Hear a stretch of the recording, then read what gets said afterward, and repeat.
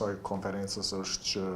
meqense fushata zgjedhore ka fillu dhe në para fushatë kemi vërejt disa forma të keq informimit që po qarkullojnë dhe në këtë fazën e fushatës besojnë që këto do të rritën dhe do të shpërndahen më shumë, prandaj kemi pa të arsyeshme që me bo thjesht një lloj paralajmërimi për qytetarët se cilat janë format e keq informimit që mos mu ndiku ata në formën, domethënë nga këto forma keq informuese ku qarkullojnë, që mos më ndiku të ta gjatë ditës së votimit, kur ata vendosin se për këtë votojnë dhe të mos manipulohen në këtë formë. Bashkë me kolegun, na i kemi identifiku me ekipin në totalisht, e tritit do të na pasqyroj disa forma, që po qarkullojnë dhe të cilat janë problematike për qytetarët në përgjithësi për të manipuluar. Po, spari, faleminderit Daniela dhe ngona ime që keni gjetë kohë të jeni pjesë e konferencës sonë. Kolegu Festimi përmendi që do të paraqiten format keq informuese të mundshme që mund të publikohen gjatë kësaj periudhe kur ka mbetur diçka më shumë se 7 ditë deri në përfundim të fushatës edhe në ditën e zgjedhjeve. Si forma më e shpeshtë prej momentit kur është bërë data e zgjedhjeve, por edhe nga monitorimi në fushatat e kaluara zgjedhore, është vërejtur që si formë e parë keq informimit janë sondazhet e rreme, apo ato që ne kemi cilësuar si sondazhe të fabrikuara. Pse është paraqit si formë e parë keq informimit e mundshme? Për shkak se si përmbajtje të tilla publikohet shpesh, pra ka një numër të trajtimeve, numër më të madh të trajtimeve nga organizata jonë për sondazhet e rreme, edhe tjetra ka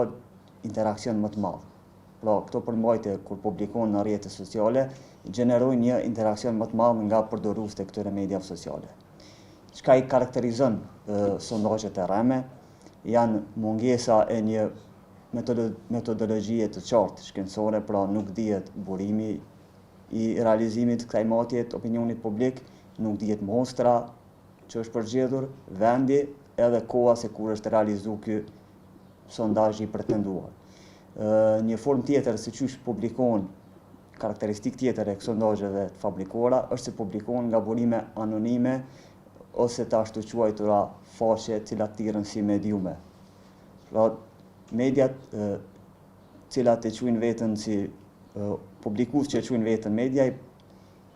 paraqesin sondazhe të rreme. Çka synohet në këto sondazhe të rreme është që të ndikohet në opinionin, në perceptimin e opinionit publik. Pra format që synohen të arriten me anë të sondazheve fabrikuara është efekti i fituesit, pra mundohet të paraqitet një realitet kur fituesi vetë dihet. Mënyra tjetër se si mund të ndikohet në perceptimin e opinionit publik është edhe demoralizimi i kundërshtarëve politik. Edhe forma e tretë është që ka për qëllim që deri dikun të mobilizohen mbas edhe votuesit kur shohin një sondazh të tillë të rreme. Si formë tjetër e dytë e keq informatave janë edhe deklaratat e rreme. Këto deklarata mund bëhen nga personazhe të cilat mund të konsiderohet që deri dikun e kanë një peshë në opinionin publik, por edhe shpesh mund të jenë edhe deklarata të vetë aktorëve politik të të garojnë në këtë zgjedhje. Si formë e publikimit të deklaratave të tilla të rreme janë deklaratat e sajuara komplet, janë deklaratat e manipuluara, edhe deklaratat e ricikluara, të cilat publikohen në një kontekst tjetër politik. Çka synohet paraqitet me këto deklarata të rreme është kryesisht në ato që është hasur nga platforma jonë, ka për qëllim që të dëmtohet reputacioni atyre që garojnë zgjedhje, të rritet reputacioni i kundërshtarit tjetër politik, dhe në anën tjetër të paraqitet një realitet i rrem, edhe me anë të këtyre deklaratave të tilla. Një fenomen tjetër domethënë që është në rritje në këtë rast është edhe përdorimi i inteligjencës artificiale në media sociale ku qarkullojnë kemi qenë dëshmitar edhe ju po besoj që edhe në fushatën e 28 dhjetorit, domethënë video të gjeneruara totalisht me inteligjencë artificiale ku simulohen intervista me reale me qytetarë duke përdorur logo mediash për t'i dhënë legjitimitet vetes se kjo është një intervistë nga media dhe në bazë të përbajtjes shihen që janë audio sintetike, personazhe të gjeneruara me AI, domethënë që nuk ekzistojnë duke bërë deklarata politike dhe narrativa të caktuara dhe duke krijuar përshtypjen se këta po japin intervista për media dhe po deklarojnë se do ta votojnë këtë parti ose duke kritikuar një parti tjetër apo qoftë një politikan të caktuar. Në kuadër të inteligjencës artificiale, një shprehi që po përdoret ose një formë që po përdoret në media sociale është edhe slop AI, që po njihet, domethënë kur inteligjenca gjeneron materiale me inteligjencë artificiale për t'i trajtuar apo diskutuar disa zhvillime politike që ndodhen, por këto përdoret në një farë forme e cilësisë ulët, pa kontekst kualiteti ulët, por thjesht mundohet që të hapësira ose debati publik të degradohet, njëkohësisht të diskreditohen disa figura politike dhe publike në bazë të zhvillimeve politike që ndodhin, dhe kjo në një farë forme e redukton diskutimin në kësi memes, e kthen në argëtim, po ashtu dhe përdoret si një lloj propagande me humor, situata të caktuara, zhvillime të caktuara, përplasje mes figurave politike e të tjera të cilat sot po përdoren në media sociale shumë dhe po kanë viralitet të madh. Një fenomen tjetër është content farms apo firma e përmbajtjeve, domethënë faqe që prodhojnë klikime me tituj clickbait dhe krijohet një rrjet i këtyre përmbajtjeve, domethënë kur publikohet në një faqe të caktuar, pastaj ajo e ripublikon të njëjtën përmbajtje në faqe të tjera të krijuara me qëllim që të rritin dhe veprimet, pëlqimet, komentet dhe shpërndarjet, dhe kjo është ajo forma që më shumë është për monetizim të faqeve. Këto faqe zakonisht para zgjedhjeve publikojnë përmbajtje të ndryshme të tjera, por për shkak të dinamikës së zhvillimeve gjatë zgjedhjeve, këto e ndrojnë përmbajtjen dhe e fokusohen te zgjedhjet, sepse zgjedhjet janë ato që i sjellin më shumë ndërveprim dhe angazhim të faqes. Në kuadër të kësaj, si fenomen mundemi me cekë edhe krijimin e faqeve të ndryshme në media sociale, të cilat në një farë forme në bazë të përmbajtjeve mundemi me vlerësu që përkrajnë një parti të caktuar dhe publikojnë lajme, informacione, por edhe keq informata për parti të tjera, duke munduar që të krijojnë një perceptim të rrëmë për kundërshtarët e tyre politik. Sa i përket ndikimit të jashtëm, siç e dim, indikatori kryesor në këtë pikë është Serbia, që mundohet të ndikojë në zgjedhje. Këto e bën në format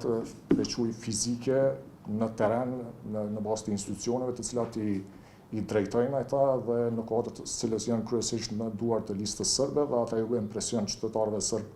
që ta votojnë listën serbe, por njëkohësisht krah kësaj janë edhe narrativat që i krijojnë për zgjedhjet në Kosovë, pra duke munduar që t'i delegjitimojnë institucionet e Kosovës me idenë se këtu po shkaktohet një terror institucional dhe arrestimet